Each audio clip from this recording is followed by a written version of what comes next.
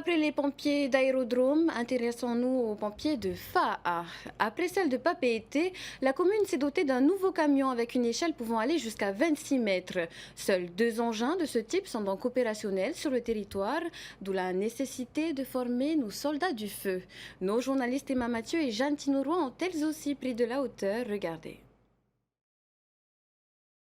77 millions de francs, c'est le coût de la nouvelle acquisition de la commune de FAA.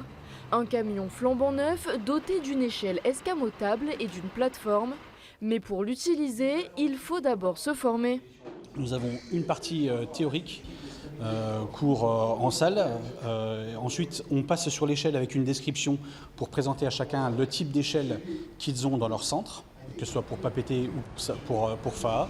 Et ensuite, on va évoluer sur différents sites de manœuvre.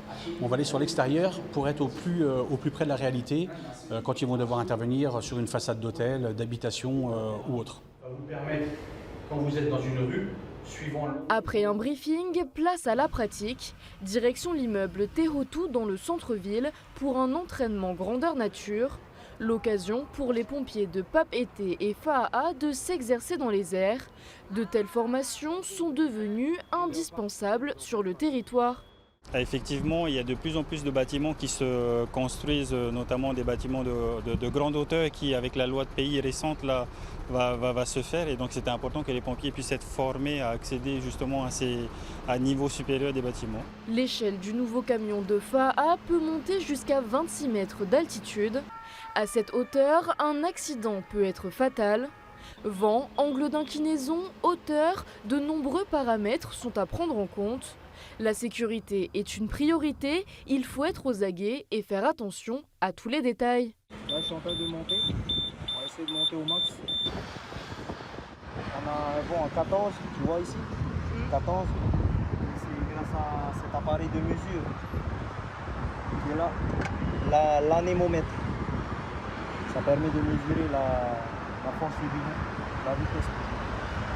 Ce type d'échelle, c'est plus pour du sauvetage, on va dire.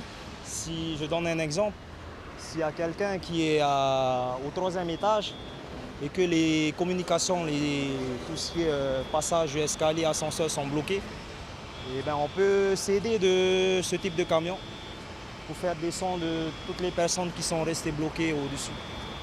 C'est donc la toute première formation de ce type au Fénois, mais elle sera également la dernière.